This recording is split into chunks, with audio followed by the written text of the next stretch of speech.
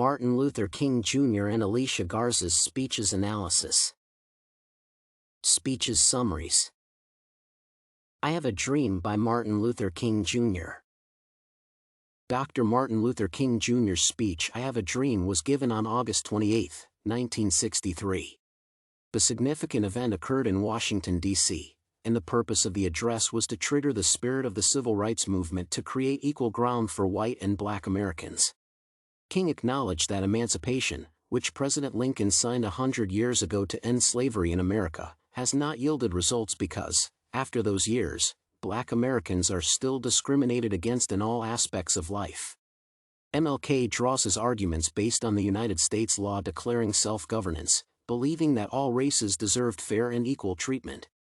In his speech, King assured the crowd that one day, through their organized mass demonstration, freedom would come, and all citizens of the United States would have equal rights. With the prejudices that black Americans have faced over decades, King, however, in his remarks, said that Negroes have not yet achieved the freedom they are fighting for. Black Lives Matter by Alicia Garza. On the other hand, Alicia Garza's speech on Black Lives Matter was another excellent speech that sparked the mass demonstrations in America to criticize brutalities and discrimination against black women citizens.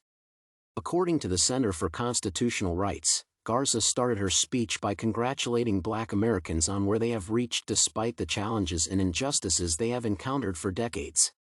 In this sense, she understood the aspiration of black Americans and was to be respected.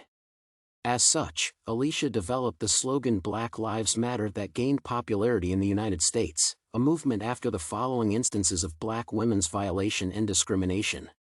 Moreover, Garza promised to work alongside black Americans and other interested groups to achieve black supremacy. She pledged to intervene for the black population concerning the matter of violence and police brutality against the black population living in the United States. Speaker's manner of delivering the talk. The speeches by King and Garza tend to address the inequality that black Americans in the U.S. have suffered. According to Chetty et al., segregation has been an issue for a long time in the United States, thus, black Americans have not had a smooth life compared to Native Americans. King delivered his speech years ago, as compared to Garza's speech. Although the two speeches talk on the same topic, they adopt different ways of delivering their points to their audience. Watching the two speeches, it is clear that they speak slowly and passionately to make their audience understand and feel what they say.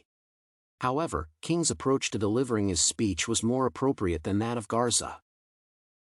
First, MLK kept eye contact with his audience throughout his speech, making them understand his point. Moreover, he drives his audience by giving personal examples. Secondly, in his speech, King employed rhetorical tools such as pathos, logos, and ethos to reinstate his point to his audience. Clarke et al. Noted that employing rhetoric and figures of speech significantly engages an audience and enhances the emotional connections between the speaker and the audience. Repetitions and rising intonation were also other techniques that Martin Luther King Jr. employed to capture his audience's attention. For instance, he repeatedly says, "I have a dream and now is the time," to instill the spirit of the civil movement among his audiences. King's use of pathos, ethos, and vocal intonations gave the crowd compassion and empowerment, especially the black Americans. They were ready to do what it took to gain their freedom. As noticed in the case of Garza's speech, she does not make much eye contact with her audience and lacks personal life examples. As such, it is clear that MLK's speech was clearly understood by his audience, considering that he employed various tools to appeal to his audience. As such, King's audience was empowered and excited by his message.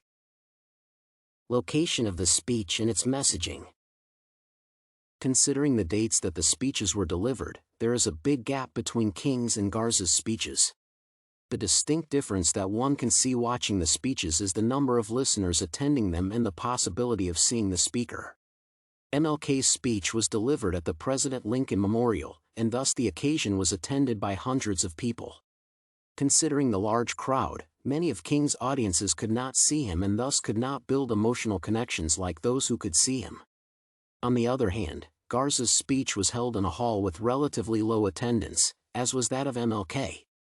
As such, her audience could spot her and emotionally connect with her. Since Garza's speech was given in a modern hall with improved designs, Garza's messaging should have been better understood than Martin Luther King Jr., since most of her audience could connect emotionally with her gestures. King's and Garza's audiences. The two speeches were deliberately given to liberate black citizens living in the United States who were segregated and abused.